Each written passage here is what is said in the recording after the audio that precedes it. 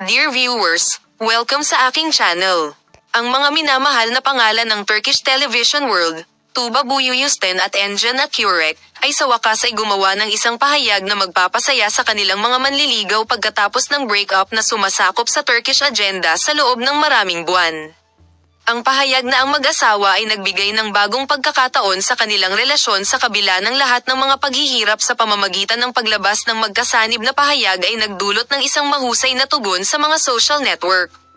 Ang Tuba at Engin ay nakadagdag sa mga paghihirap na kanilang naranasan sa proseso ng paghihiwalay at kung paano sila humarap sa matinding atensyon ng media sa panahong ito.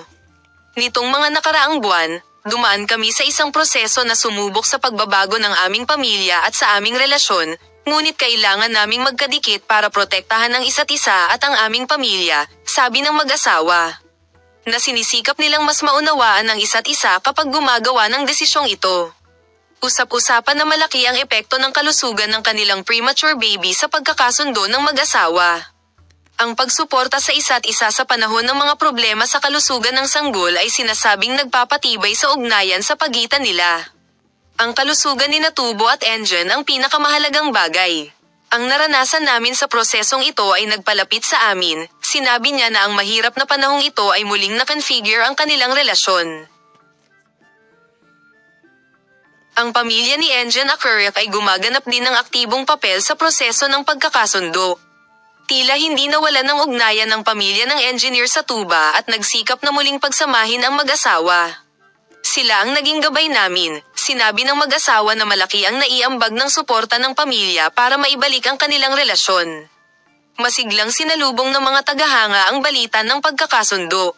Bagaman daan-daang mga mensahe ang isinulat sa mga social network, marami sa kanila ang nagkomento na ang tagumpay ng mga halaga ng pamilya ay ang tagumpay ng mga halaga ng pamilya. Ang mga larawan ng lungsod na magkasama ay ipinakalat sa maikling panahon, at ang mga tagahanga ng PS2 ay nagpahayag ng kanilang pagnanais na lumahok sa mga bagong proyekto ng magkasama.